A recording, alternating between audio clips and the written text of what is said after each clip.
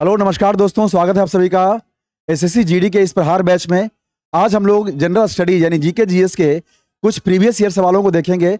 इससे पहले के 4 सीरीज पढ़ाए जा चुके हैं। अगर आप में से कोई मित्र कोई दोस्त नहीं देख पाए होंगे तो आप इसको जरूर देखिएगा। कंप्लीट प्लेलिस्ट बना हुआ है आपके इस पैन एग्जाम चैनल पर, है ना, जहाँ पर आप इसे पढ़ रहे हैं।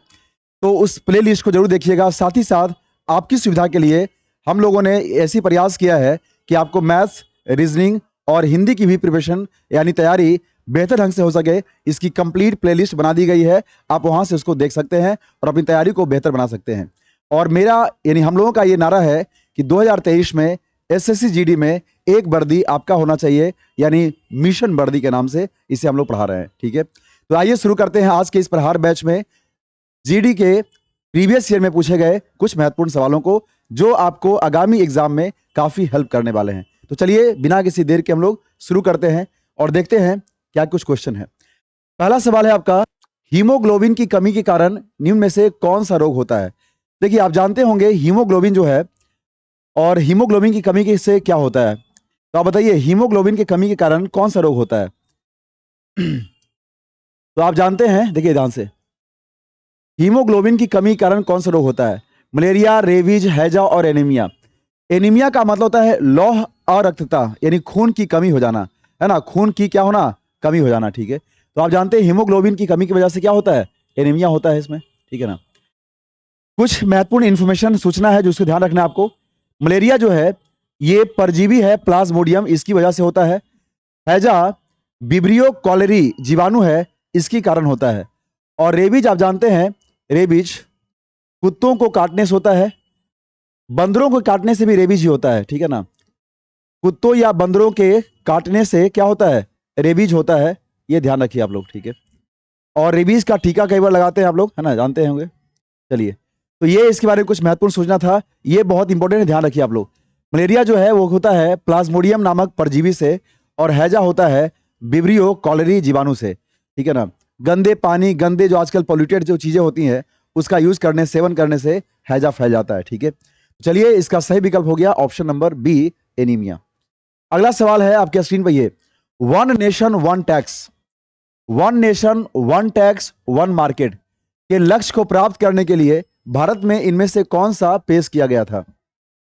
जैसा कि आप जानते हैं सरकार का मोटिव है ना, कि हर एक चीजों को कंबाइन करके एक राष्ट्र और एक चीज किया जाए, तो वही है वन नेशन वन टैक्स। ठीक है, तो वन नेशन वन टैक्स का मतलब, पहले हम लोगों को क्या होता था, देना पड़ता था डायरेक्ट टैक्स, इनडायरेक्ट टैक्स, मतलब तरह तरह की चीजें देनी पड़ती थी। ठीक है ना, सबको कंबाइन करके कर दिया गया है जीएसटी, यानी गुड्स एंड सर्विसेज टैक्स। क्या कर दिया गया है, goods and services tax, GST. इसे 1 जुलाई 2017 को लागू किया गया था। इसके तहत 3 तरह की चीजें, है ना, देखिए ध्यान से। एक केंद्र स्तर पर है सीजीएसटी, यानी central goods and services tax. दूसरा है आईजीएसटी। आई का मतलब आपको यहां पर इंटरनेशनल नहीं समझना है, आई का मतलब होता है inter state goods and services tax, यानी अंतर्राज्यीय वस्तु और सेवा कर बोल सकते हैं आप लोग। और तीसरा है आपका एसजीएसटी, यानी state goods and services tax, यानी राज्य के अंदर। ठीक है, एक और महत्वपूर्ण सूचना यहां ध्यान रखिए आप लोग, जीएसटी स्लैब में 5 तरह का स्लैब दिया गया है। 5% जीएसटी टैक्स, 12%, 18% और 28%। चलिए आपको मुझे कमेंट करके बताना है कि 5% जीएसटी टैक्स में कौन कौन सी चीजों को शामिल किया जाता है, और 28% में किन किन वस्तुओं को शामिल किया जाता है, और शिक्षा को जीएसटी के अंदर रखा जाता है या नहीं, अगर रखा जाता है तो उसका स्लैब क्या है। ये सारे क्वेश्चंस आपको कमेंट करके बताने हैं। क्वेश्चन अगर समझ में नहीं आया तो वीडियो को पॉज करके थोड़ा रुक करके आप सुनिएगा और फिर इसका जवाब कमेंट में दीजिएगा आप लोग। ठीक है, चलिए, तो आप आंसर देख लिए होंगे। वन नेशन वन टैक्स के लिए क्या किया गया था, वस्तु और सेवा कर। ठीक है, चलिए आगे बढ़ते हैं अगले सवाल की ओर। अगला सवाल आपके स्क्रीन पे ये रहा, भारत में हिंदू उत्तराधिकार अधिनियम, क्या लिखा है ध्यान दीजिएगा। हिंदू उत्तराधिकार अधिनियम ने ज्येष्ठाधिकार के नियम को कब समाप्त कर दिया।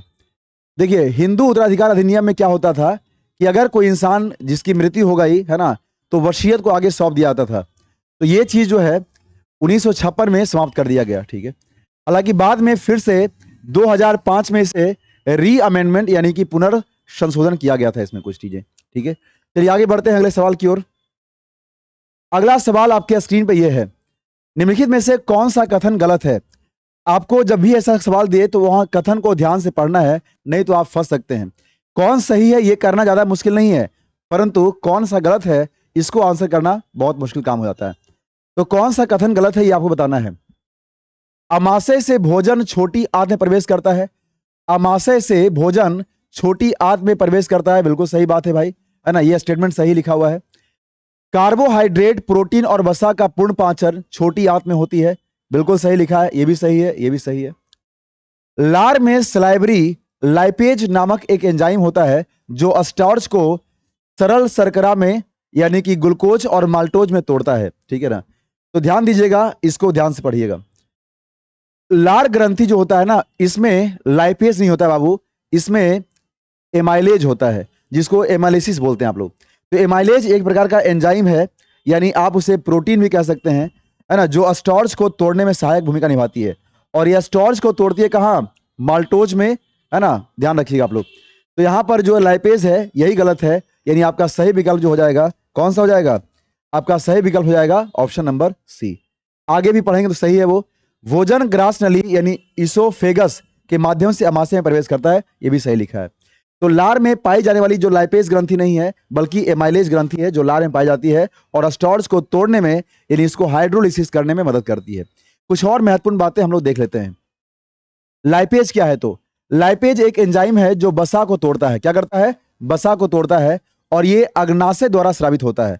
अग्नाशय का भी दो काम है, अंतःस्रावी के रूप में और बाह्य स्रावी के रूप में काम करता है, ठीक है। तो लाइपेज जो एंजाइम हो गया जो वसा को तोड़ता है, स्रावित होता है अग्नाशय द्वारा।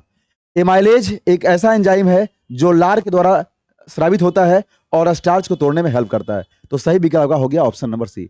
बहुत ध्यान से समझिएगा आप लोग, क्योंकि इस तरह के सवाल जब एग्जाम में आते हैं तो फंस जाते हैं। उम्मीद है कि इस बार लाइपेज पूछा है, अगली बार आपको एमाइलेज पूछ देगा, और ध्यान रखना है, ठीक है।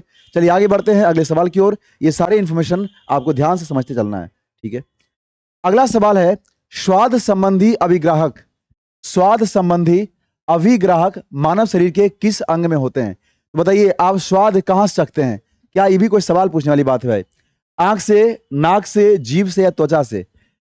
5 सेंसुअल ऑर्गन होता है ना, आप जानते होंगे 5 क्या होता है? सेंसुअल ऑर्गन, जिसे आप बोलते हैं क्या क्या? आंख, नाक, कान, जीभ और त्वचा, ठीक है। तो उसमें से आंख से देखते हैं, नाक से सूंघते हैं, त्वचा से स्पर्श करते हैं, और जीभ से टेस्ट करते हैं। यहाँ सही विकल्प यहाँ क्या हो गया बताइए? जीभ, ठीक है। चलिए आगे बढ़ते हैं अगले सवाल की ओर। अगला सवाल आपके पास ये है, भारत के कुछ हिस्सों में किसान अपने डैश की पूजा करके पोला त्योहार मनाते हैं, ठीक है। तो पोला त्योहार जो है ये मनाया जाता है, ध्यान दीजिएगा बाबू, कुछ महत्वपूर्ण सूचनाएं पहले यहां देख लीजिए आप लोग। पोला त्योहार मनाया जाता है ना, महाराष्ट्र और छत्तीसगढ़ के कुछ क्षेत्रों में।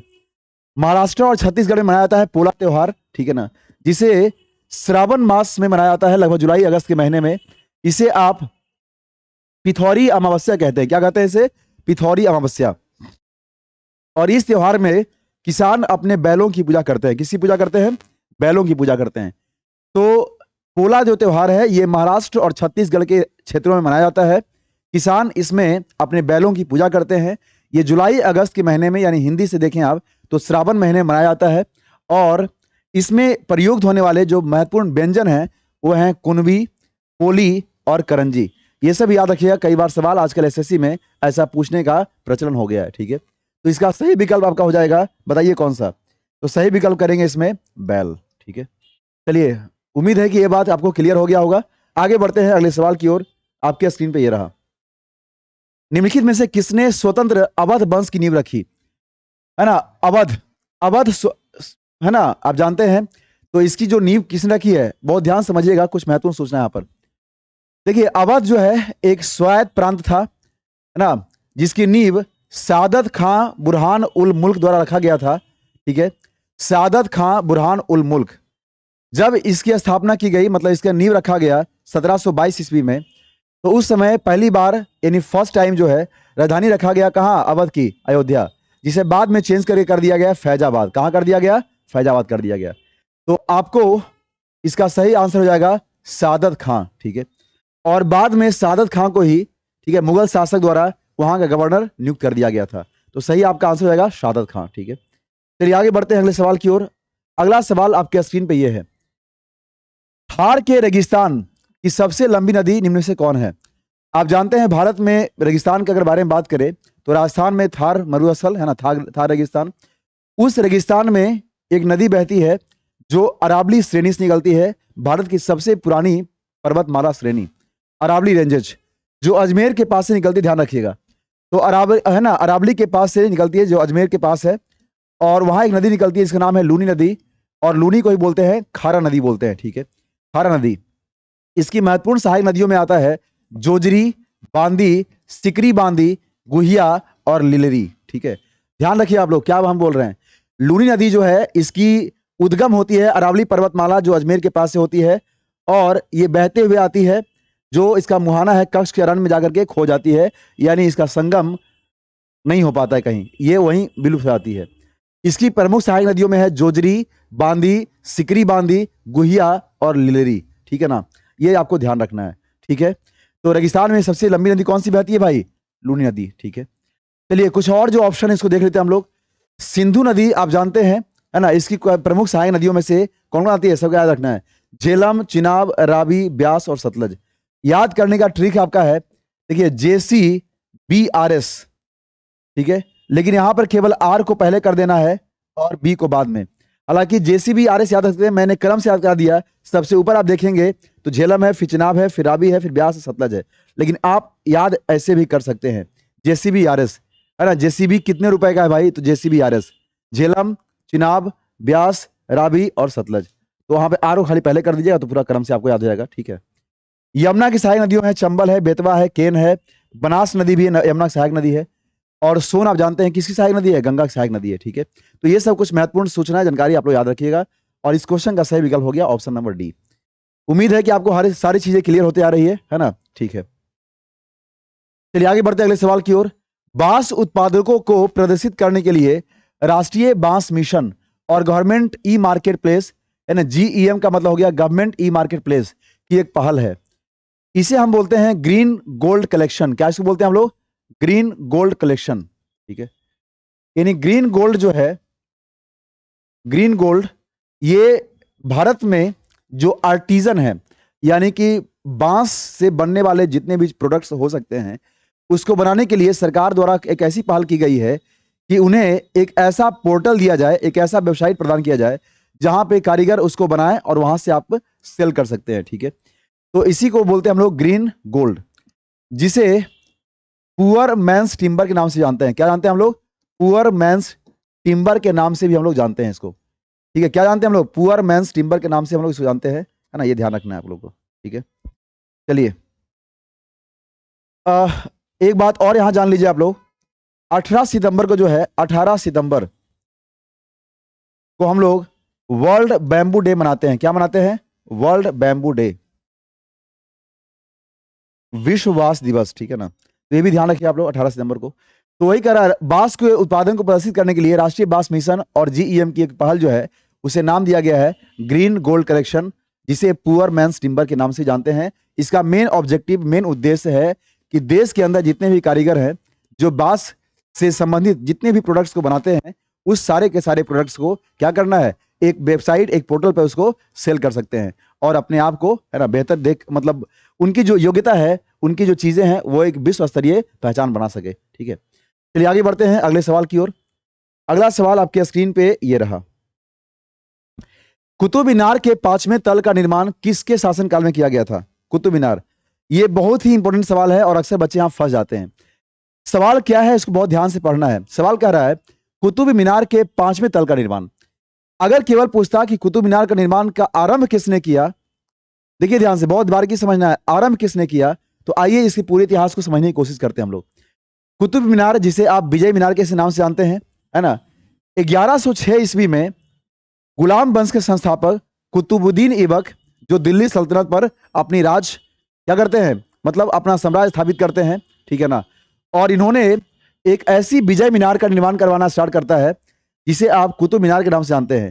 तो इसकी जो संस्थापक है, मतलब आप कह सकते हैं कुतुबुद्दीन ऐबक, तह खाना का निर्माण कराते कराते इसकी मृत्यु हो गई और ये बेचारा चला गया। बाद में इसका जो उत्तराधिकारी है वो आया, उसका नाम था इल्तुतमिश। 3 और मंजिला जोड़ दिया इसमें, है ना, 1220 ईस्वी तक। फिर 1-2 साल ऐसे ही रह गया, 1-2 साल नहीं, करीब करीब 100-150 साल, ठीक है। बाद में फिर फिरोज शाह तुगलक आता है और ये इसका 5वां तल और अंतिम तल को जोड़ता है 1368 ईस्वी में।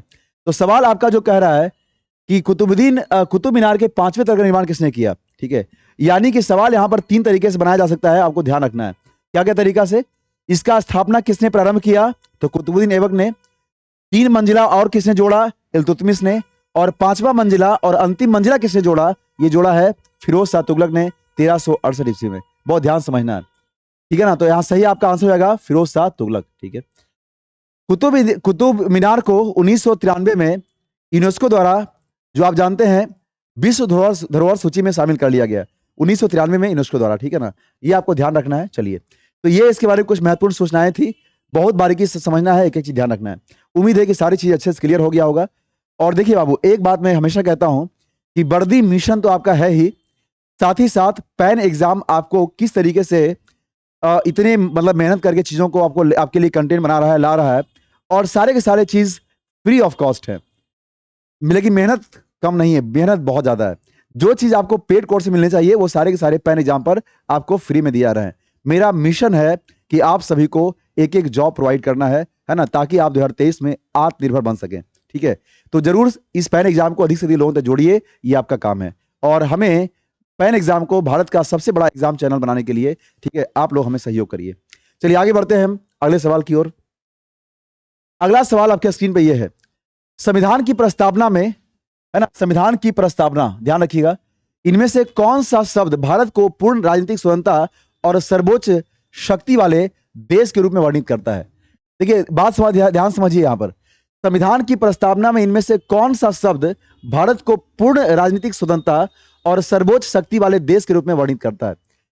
तो आप जानते हैं किसी भी राष्ट्र को राष्ट्र होने के लिए, यानी राज्य होने के लिए 3 कंडीशंस होते हैं, जिसमें से पहला कंडीशन है कि वो जो मतलब राज्य है वो संप्रभु होना चाहिए। संप्रभु का मतलब होता है कि उसको संभालने के लिए एक ऐसे शासक होना चाहिए जिसके हाथ में कंप्लीट पावर हो, एब्सोल्यूट पावर हो। दूसरा क्या होना चाहिए बताइए? भूभाग होना चाहिए। और तीसरा वहां की जनसंख्या होनी चाहिए। ये 3 कंडीशन जो फॉलो करेगा उसी को हम बोलेंगे राज्य। पॉलिटी की भाषा में राज्य का यही परिभाषा होता है। बताइए इस विकल्प का, यानी इस सवाल का सही आंसर क्या हो जाएगा? फटाफट इसका सही आंसर आप लोग करिए। उम्मीद है कि आप मेरी बात समझ गए होंगे और आप लोग आंसर भी कर दिए होंगे, है ना। इसका सही आंसर क्या करेंगे आप लोग बताइए? संप्रभु। क्या करेंगे इसमें? संप्रभु, ठीक है। और ध्यान रखिएगा, संविधान के 42वें संविधान संशोधन के तहत जो 1976 में हुआ था, कब हुआ था? 1976 में, ठीक है ना। 3 महत्वपूर्ण शब्दों को जोड़ा गया, समाजवाद को सोशलिज्म, धर्मनिरपेक्ष को सेक्युलरिज्म, और अखंडता जिसे आप इंटीग्रिटी भी कहते हैं, यानी यूनिटी भी कहते हैं, ठीक है ना। तो इन तीनों शब्दों को जोड़ा गया था, समाजवाद, धर्मनिरपेक्ष और अखंडता को, 42वां संविधान संशोधन के तहत जो 1976 में हुआ, ठीक है। चलिए इसके बाद एक और संशोधन हुआ था जो महत्वपूर्ण है, 44वां संविधान संशोधन 1978 में, जो मौलिक कर्तव्य जोड़ा गया था, है ना, मौलिक कर्तव्य, ठीक है। चलिए आगे बढ़ते हैं अगले सवाल की ओर। आपके स्क्रीन पे ये रहा, निम्नलिखित में से कौन 31 अगस्त 2021 को भारत के उच्चतम न्यायालय, उच्चतम का मतलब सर्वोच्च न्यायालय बाबू, उच्चतम मतलब क्या हो गया? सर्वोच्च न्यायालय यानी सुप्रीम कोर्ट, वही कह रहा है भारत के उच्चतम न्यायालय के न्यायाधीशों के रूप में शपथ लेने वाली महिला न्यायाधीशों में शामिल नहीं थी। टोटल 8 न्यायाधीश, है ना, बने थे उस समय, जिसमें 3 महिलाएं थी। उस तीनों में से, तीनों यहाँ पे ऑप्शन में दिया हुआ है, कोई एक नहीं है, वही चुनना है आपको। तो उसमें से थी जस्टिस बीबी नागरन, जस्टिस बेला एम त्रिवेदी, जस्टिस हिमा कोहली। ये तीनों थी और ये नहीं थी। तो सही आपका आंसर होगा जस्टिस इंदिरा बनर्जी, ठीक है। एक और महत्वपूर्ण सूचना ध्यान रखिएगा, सर्वोच्च न्यायालय की पहली महिला न्यायाधीश का जो खिताब है, खिताब का मतलब बनने का जो रिकॉर्ड है, वो है फातिमा बीबी के पास, और ये 1989 में पहली बार सर्वोच्च न्यायालय की क्या बनी थी? न्यायाधीश बनी थी, ठीक है बात। चलिए आगे बढ़ते हैं अगले सवाल की ओर। विक्रमशिला गंगा डॉल्फिन वन्यजीव अभ्यारण्य, विक्रमशिला, आप केवल इस नाम से परिचित होंगे, विक्रमशिला विश्वविद्यालय, ठीक है ना, विक्रमशिला विश्वविद्यालय। आप मुझे कमेंट करके बताइएगा कि विक्रमशिला विश्वविद्यालय का स्थापना किसने किया। और साथ ही साथ एक क्वेश्चन और मैं पूछ रहा हूं, नालंदा विश्वविद्यालय, जिसे बाद में बख्तियार खिलजी द्वारा तोड़ दिया जाता है, जला दिया जाता है, उसकी स्थापना किसने की? ये दोनों क्वेश्चन का आंसर आपको कमेंट में बताना है। और आइए हम इसको देखते हैं। तो विक्रमशिला विश्वविद्यालय गंगा डॉल्फिन, तो विक्रमशिला विश्वविद्यालय कहाँ है? बिहार के, सॉरी मैं आंसर ही कर दिया, बिहार के कहाँ है? भागलपुर में है, तो स्वाभाविक है वो भी आपका वहीं हो जाएगा। सही आंसर क्या करेंगे यहाँ पर? बिहार। ठीक है, तो बताना है आपको 2 क्वेश्चन, विक्रमशिला विश्वविद्यालय और नालंदा विश्वविद्यालय के संस्थापक का नाम कमेंट करके बताना है आपको। ठीक है, चलिए आगे बढ़ते हैं अगले सवाल की ओर। अगला सवाल आपके स्क्रीन पे ये है, डैश एक जोखिम प्रबंधन रणनीति है ना। देखिए ध्यान से समझिए बात ध्यान से, जोखिम प्रबंधन रणनीति जो संबंधित परिसंपत्ति में विपरीत स्थिति को लेकर निवेश में नुकसान की भरपाई, क्या लिखा है यहां पर? निवेश में नुकसान की भरपाई करने के लिए नियोजित है। तो ऐसी कौन सी चीजें हैं जो जोखिम प्रबंधन रणनीति है जो संबंधित परिसंपत्ति में विपरीत स्थिति को लेकर निवेश में नुकसान की भरपाई करने के लिए नियोजित है? तो क्या क्या है? मापनीयता, बचाव व्यवस्था, सम पार्श्विक या ऋण परिशोधन। आपको इसका सही आंसर करना है। फटाफट इस क्वेश्चन का सही आंसर करके जवाब दीजिए, फटाफट जल्दी बताइए इसका सही आंसर क्या हो जाएगा। चलिए बिल्कुल सही है, कुछ लोगों का तो सही आंसर है भाई, है ना। क्या बोलेंगे? इसको बोलते हैं हेजिंग ऑफसेटिंग पोजीशन, है ना, जिसे आप बोलते हैं बचाव व्यवस्था। क्या इसको बोलते हैं हम लोग? बचाव व्यवस्था। ठीक है, चलिए ध्यान रखिएगा इसका, तो है ना। आगे बढ़ते हैं अगले सवाल की ओर।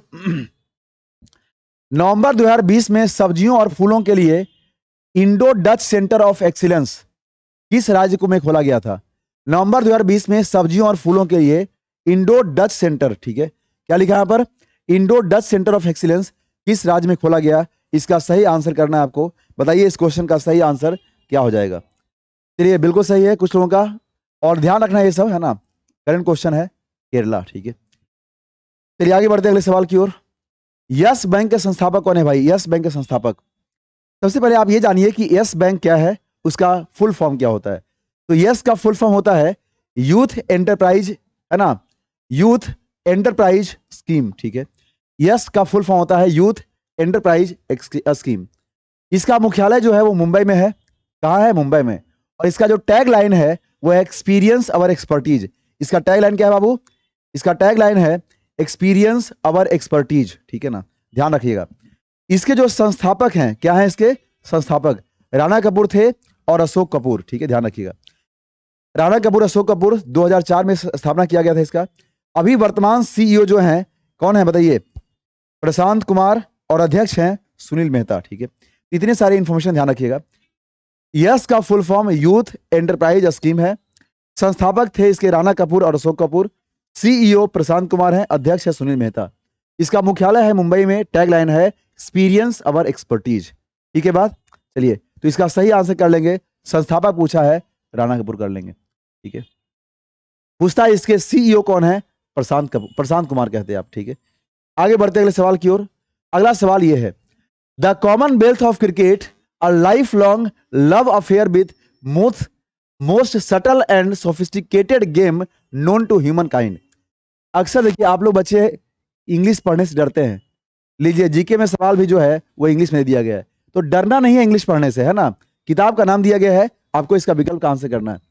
द कॉमनवेल्थ ऑफ क्रिकेट, क्या लिखा है यहाँ पर? The Commonwealth of cricket a lifelong love affair with the most subtle and sophisticated game known to human kind.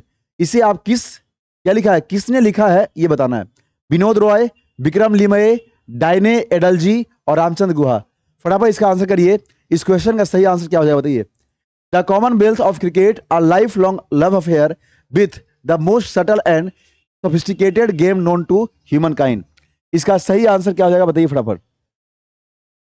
चलिए बिल्कुल सही है, कुछ लोगों का सही आंसर लिखा है ना।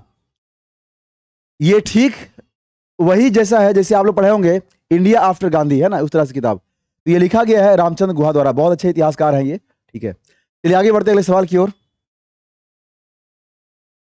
प्रथम ओलंपिक कांग्रेस का आयोजन वर्ष 1894 में कहां किया गया था? प्रथम ओलंपिक कांग्रेस का आयोजन, ठीक है, 1894 में कहां किया गया था? Stockholm, Oslo, Paris, London. आप इसका आंसर करने से पहले मुझे कमेंट करके बताइएगा स्टॉकहोम राजधानी कहां है, किसकी राजधानी है, ओस्लो किसकी राजधानी है, लंदन किसकी है और पेरिस किसकी है।